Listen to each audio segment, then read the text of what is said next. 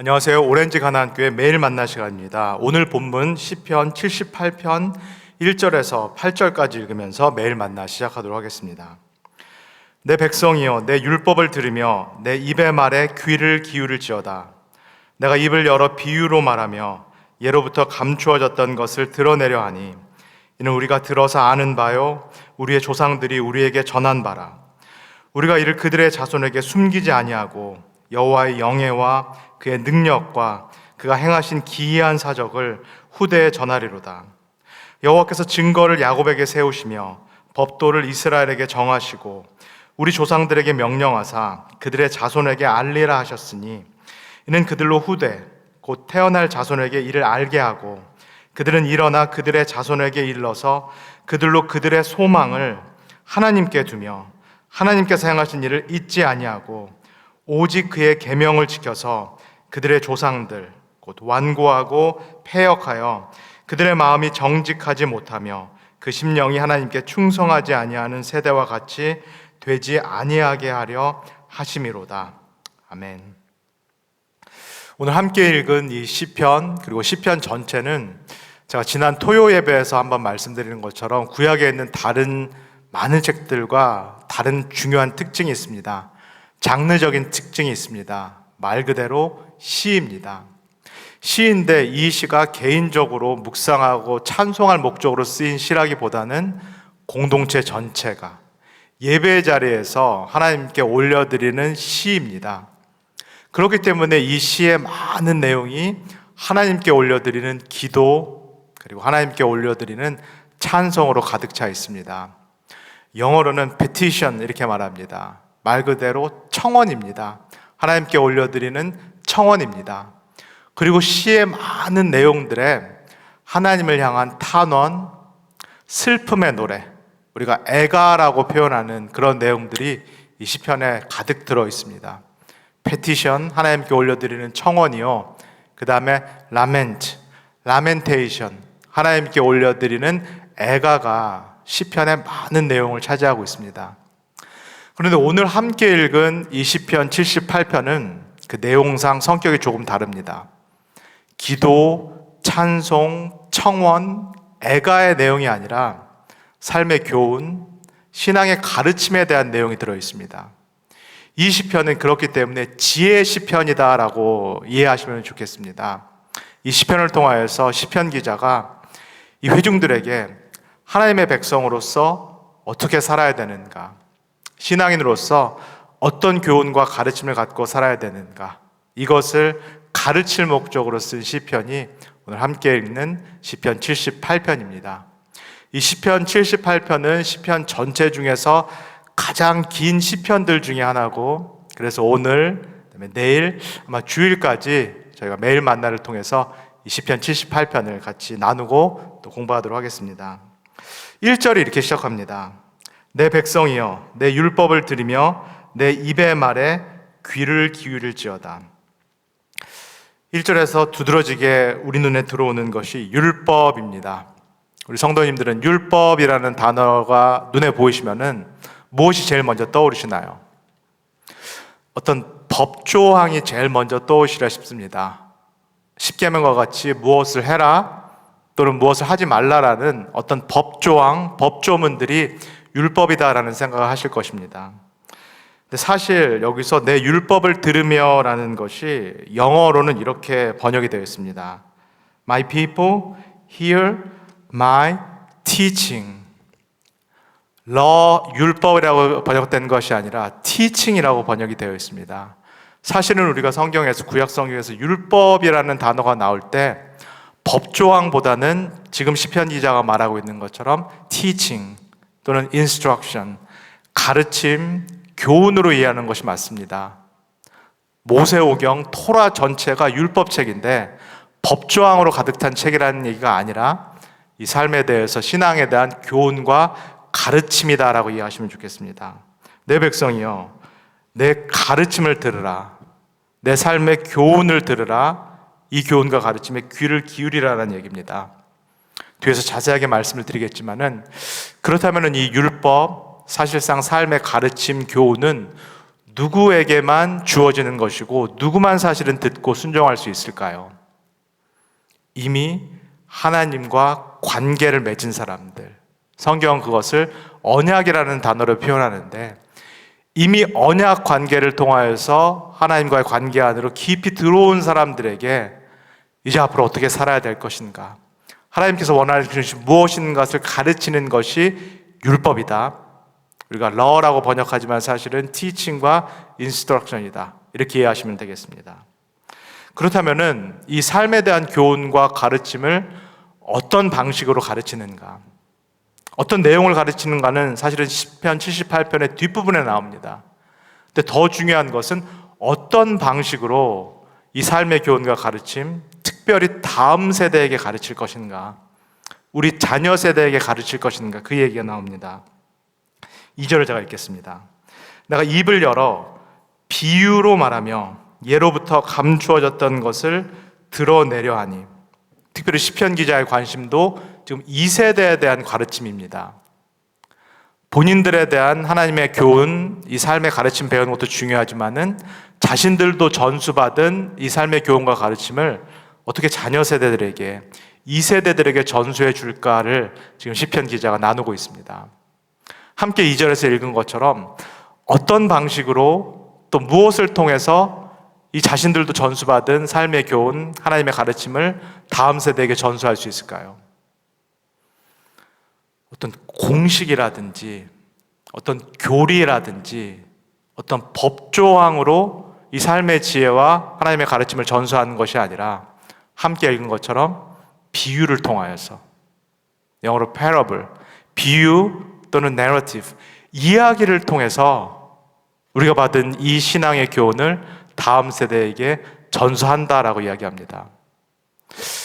이 삶의 교훈, 하나님의 가르침을 어떤 교리적인 형식이 아니라, 또는 어떤 단순한 성경 암송 정도의 형식이 아니라 이 비유 또는 이야기로 전달한다라는 그 이유는 무엇일까요? 왜 비유 또는 이야기, 내러티브가 이 삶의 교훈을 전달하는데 더 적합할까요? 왜냐하면은 그들도 윗세대로부터 전수받은 이 삶의 교훈, 가르침이 사실은 하나님의 사건들에 대한 이야기이기 때문입니다.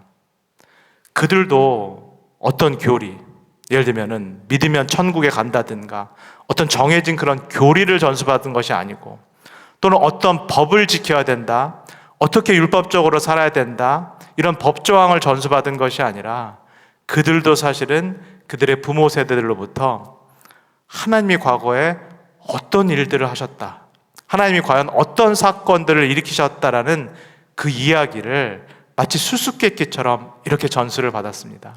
그래서 다음 세대에게 우리도 하나님이 행하셨던 그 사건들을 이야기로, 비유로 전한다라고 이야기를 합니다. 3조가 4절입니다. 이는 우리가 들어서 아는 바요, 우리의 조상들이 우리에게 전한 바라. 우리가 이를 그들의 자손에게 숨기지 아니하고 여호와의 영예와 그의 능력과 그가 행하신 기이한 사적을 후대, 즉 다음 세대에 전하리로다. 전수해야 될 그 내용 자체가 하나님께서 자신들의 조상들을 어떻게 만나셨고, 어떻게 구원하셨고, 어떻게 인도하셨고, 어떻게 섭리하셨는지 그 전체 사건들에 대한 이야기이기 때문에 우리들도 비유와 정말로 기이한 수수께끼 같은 신비로운 이 이야기를 다음 세대에게 전하겠다라고 합니다. 그리고 이 이야기에서 중심적인 사건들은 무엇인가? 세 가지를 이야기합니다. 첫째, 여호와의 영예. 둘째, 여호와의 능력. 셋째, 여호와의 기이한 사적입니다. 영어로는 이렇게 번역이 되어 있습니다. The praiseworthy deeds of the Lord, His power and the wonders He has done.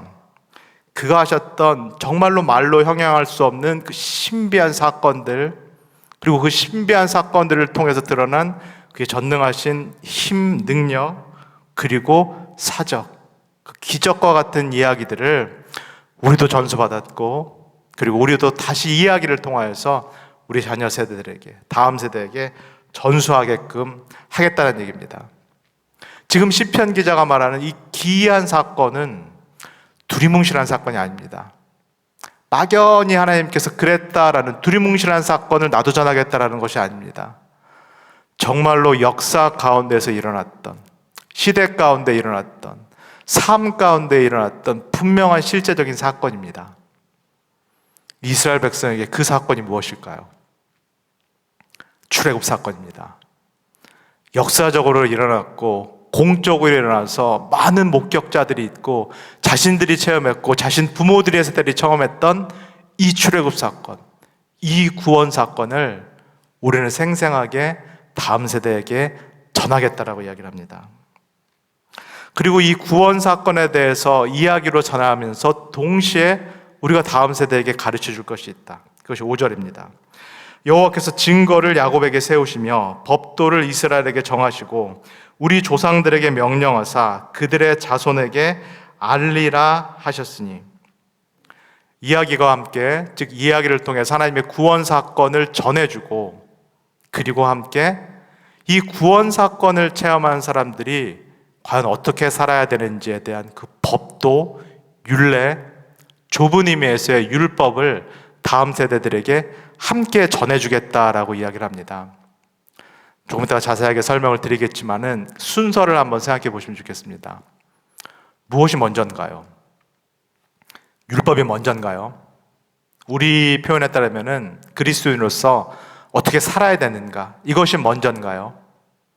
물론 율법과 어떻게 살아야 되는가도 참 중요하지만 이것 이전에 무엇이 필요한가요? 시편 기자가 말한 대로 구원 사건에 대한 이야기가 필요합니다.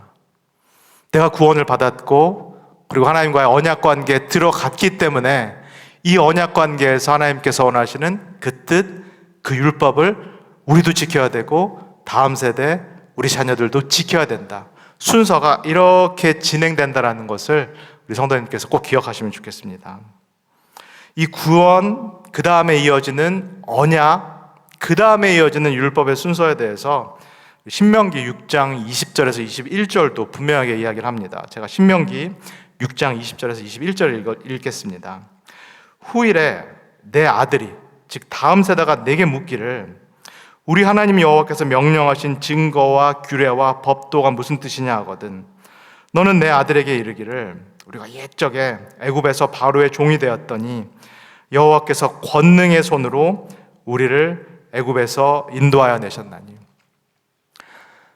만약에 우리 아들, 딸들이 우리에게 이렇게 물으면 어떻게 대답할 수 있을까요? 엄마, 아빠는 왜 기독교인이 되었고, 왜 신앙생활을 하였고, 이 땅에서 왜 기독교인으로 살아가, 왜 하나님의 말씀을 지켜, 왜 율법 정신을 따라서 살아가, 왜 세상 사람들하고는 다르게 살려고 노력해? 만약에 우리 자녀들이 우리에게 이런 질문을 한다면은 우리 성도님들은 어떻게 대답하실 건가요? 오늘 신명기 또 함께 읽은 시편 기자가 말한 대로 우리가 무엇을 경험했기 때문이야. 우리가 하나님의 구원 사건, 이스라엘 공동체에게는 출애굽과 같은 구원 사건, 또는 나는 예수 그리스도를 만난 그 구원 사건을 우리가 경험했기 때문이야. 그리고 그 사건을 통해서 우리가 하나님과 관계를 맺었기 때문이야. 하나님과 언약 관계 안으로 들어갔기 때문이야. 그리고 그 언약 관계 안에서 하나님께서 우리에게 원하시는 뜻이 있어. 하나님께서 우리에게 살라고 말씀하신 그 뜻과 정신이 있어. 그것이 바로 율법이야. 그래서 나는 이 율법을 지키는 삶을 살고자 해. 그리고 나는 너희들도 이 구원 사건을 경험하고 그리고 하나님과의 관계를 깊이 맺고 그리고 하나님께서 원하시는 율법을 지키는 삶, 율법 정신에 따라 사는 삶, 그 삶을 살기를 원해. 이렇게 대답할 수 있겠습니다. 이것이 바로 오늘 함께 읽고 있는 시편 기자가 다음 세대에게 내가 이렇게 하나님의 뜻, 하나님의 가르침, 하나님의 교훈을 전수하겠다라는 이야기입니다. 그렇다면은 나도 부모 세대부터 전수를 받았고 그리고 이제는 나의 신앙이 되었고 그리고 다음 세대, 우리 자녀에게 전해줘야 될 이 교훈과 가르침이 무엇인지 좀 분명해지셨으리라 싶습니다. 첫 번째는 하나님이 내 삶에 어떤 일들을 하셨는지에 대한 하나님 사건에 대한 이야기입니다. 아이들아, 나는 정말로 하나님을 경험했단다. 이 이야기가 지어낸 이야기가 아니라 나는 정말로 하나님의 구원 사건을 경험했단다. 이 이야기를 전해줍니다. 이 구원 사건에 대한 이야기를 전해줌과 동시에 뭐를 함께 전해준다? 율법. 이제 어떻게 살 것인지에 대한 그 구체적인 내용도 우리 자녀 세대들에게 전해줘야 된다라고 시편 기자가 이야기하고 있습니다. 믿음이 먼저입니다. 예수 그리스도를 믿고 믿음을 통해서 하나님과의 관계에 들어갑니다. 그러나 믿음이 끝이 아닙니다. 이 관계 안에서 내가 하나님의 뜻을 지키는 이 율법을 순종하는 삶, 하나님을 순종하는 이 삶도 함께 우리 자녀 세대들에게 전수해 줘야 된다는 거, 이것을 시편 기자가 분명하게 말하고 있습니다.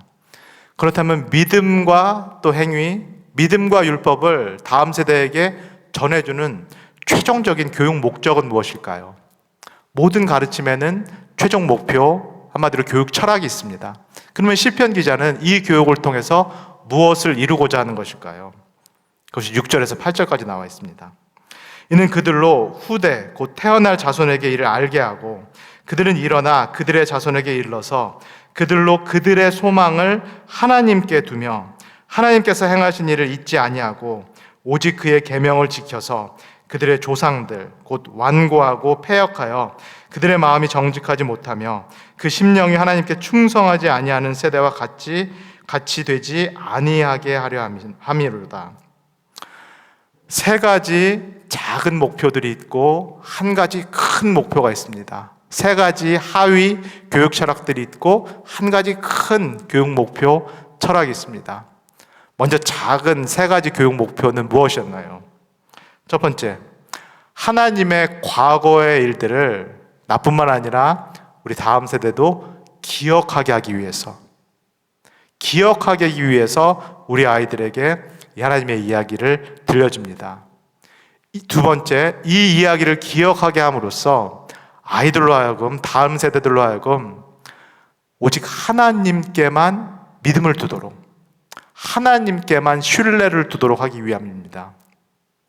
여기서 시편 기자가 말하는 믿음이라는 것은 단순한 지적인 동의가 아닙니다. 우리 아이들에게 단순히 어떤 교리들을 믿게 한다, 우리 아이들에게 단순히 지적으로 어떤 교리들을 동의하게 만든다, 그 차원이 아닙니다. 하나님의 이야기를 들려줘서 아이들로 하여금 하나님께 신뢰하도록 그렇게 만든다는 것은 우리도 마찬가지고 우리 아이들도 정말로 이 기이한 일을 하시는, 정말로 우리를 위해서 기적을 베푸시는 이 하나님께 우리의 전 인생을 헌신한다라는 의미입니다. 지적인 동의가 아니라 우리의 전 삶을 우리 아이들도 오로지 하나님께만 걸 수 있도록, 하나님께만 드릴 수 있도록 하기 위해서 이 이야기를 전한다. 그리고 세 번째 목적은 무엇인가요? 이렇게 아이들이 신앙의 깊은 맛을 누리게 되면, 그리고 하나님과 함께하는 삶이 정말로 기쁘고 행복한 삶이라는 것을 누리게 한다고 한 다음에 이 아이들에게 하나님의 뜻을 지키며 살 수 있도록, 율법에 따라 살 수 있도록, 하나님이 원하시는 바에 따라 살 수 있도록 그렇게 아이들을 교육하기 위해서 이 시편 기자가 오늘 이 말씀을 전하고 있습니다. 이게 세 가지 하부 목적이라면은 이 세 가지 하부 목적을 통해서 시편 기자가 이루고자 하는 가장 중요한 상위 목적이 있습니다. 그것은 바로 다음 세대, 즉 우리 자녀의 전인적인 변화입니다. 이 시편에는 마음의 변화, 심령의 변화를 받아서 이 아이들이 옛날 조상들이 반영했던 그런 삶을 살지 않게 하기 위함이다라고 얘기를 하는데, 구약 성서에서 말하는 마음, 심령이라는 단어는 단순히 한 부분이 아니라 전체를 말합니다. 우리의 전인을 말합니다. 이런 교육을 통하여서 우리 아이들의 전인이 변화돼서 부모 세대가 또는 조상 세대가 범했던, 하나님께서 원하시지 않았던 그런 삶을 살지 않도록 하기 위함, 이것이 시편 기자가 지금 교육을 하고 있는 그 내용이다라고 할 수 있겠습니다. 그렇다면은 오늘 이 시편 78편 앞부분을 들은 우리는 무엇을 생각할 수 있을까요? 동일합니다. 사실상 같습니다. 시편 기자가 속해 있는 이 이스라엘 공동체가 출애굽 사건을 경험하면서 하나님과 언약 관계를 맺었고, 이 언약 관계에 들어가면서 이들에게 의무가 생겼습니다. 이 관계 밖에서는 자신들 마음대로 살 수 있었을지 모르겠지만 구원 사건을 경험하고 언약 관계에 들어간 이 이스라엘 공동체는 이제 하나님의 뜻에 따라 사는, 율법 정신에 따라 사는 그러한 사람들, 그런 공동체로 변화되기 시작합니다. 그렇다면 우리는 어떤가요? 우리 성도님들 하나님과 관계 맺으셨나요? 하나님과의 언약 관계 안으로 들어가셨나요? 네, 들어갔습니다. 어떻게 들어가셨나요? 예수 그리스도의 십자가 사건을 통해서, 그리고 그 십자가 사건이 다름 아닌 나를 위한 사건이었다라는 것을 내가 받아들이면서 우리도 출애굽 사건과 같은 구원 사건을 경험했습니다. 이스라엘 공동체가 홍해를, 이 물이 갈라진 홍해를 지나가면서 하나님을 경험했듯이 우리는 세례를 받으면서, 예수 그리스도의 이름으로 세례를 받으면서 우리도 마찬가지로 이 언약 백성이 되었습니다. 우리는 새 언약 백성이 되었습니다. 그렇다면 동일하게 우리에게도 하나님께서 원하시는 그 뜻이 있습니다. 그것이 바로 새 언약 백성이 지켜야 될 율법입니다. 그리고 예수 그리스도는 그 율법을 사랑의 이중 계명이다라고 말씀하셨습니다. 하나님을 사랑하고 이웃을 내 몸과 같이 사랑하라. 이것이 하나님과의 언약 관계에 깊이 들어간, 초대받은 우리가 이 땅에서 지켜야 될 하나님의 뜻인 줄 믿습니다. 바울은 로마서 12장 2절에서 이렇게 말합니다. 너희는 이 세대를 본받지 말고 오직 마음을 새롭게 함으로 변화를 받아 하나님의 선하시고 기뻐하시고 온전하신 뜻이 무엇인지 분별하도록 하라. 오늘 시편 기자가 우리에게 큰 가르침을 주었고, 또 우리가 사도 바울의 말씀 다시 한번 새겨봅니다. 내가 누구인지, 내가 예수 그리스도를 믿음으로써 어떤 공동체에 속하게 됐는지, 내가 언약 백성의 일원이 됐다라는 것을 기억하시면서 그 언약 백성으로서의 걸맞는 삶, 하나님께서 원하시는 하나님을 사랑하고 이웃을 사랑하는 그 삶을 오늘 하루도 성실히 사시는 모든 성도님 되시기를 주님의 이름으로 간절히 소원합니다. 다 같이 기도하겠습니다. 하나님 감사합니다. 시편 78편을 통하여서 우리도 신앙인으로서 우리의 삶의 교훈과 가르침을 받게 하여 주셔서 감사합니다. 그들이 출애굽 사건을 통하여서 하나님의 언약 백성이 됐듯이 우리도 예수 그리스도의 십자가 사건을 통하여서 하나님의 새 언약 백성이 되었습니다. 그들이 하나님과 깊은 언약 관계 안에 들어갔듯이 우리도 세례를 받아 하나님과 깊고 친밀한 관계에 초대받았음을 인하여 감사를 드립니다. 하나님께서 그들에게 십계명을 주셨고 하나님의 뜻에 따라 명령하셨던 것처럼 하나님께서 또 그리스도께서 우리에게 사랑의 이중계명을 주셨고, 그래서 하나님과 이웃을 내 몸처럼 사랑하라는 그 뜻, 그것을 보여주셨음을 오늘 다시 한번 깨닫게 됩니다. 하나님, 내가 언약 백성의 일원이다라는 것을 기억하게 하시고 하나님의 뜻에 따라서 최선을 다해서 오늘 하루 살 수 있도록 하나님 우리를 붙잡아 주시옵소서. 감사드리며 예수님의 이름으로 기도합니다. 아멘.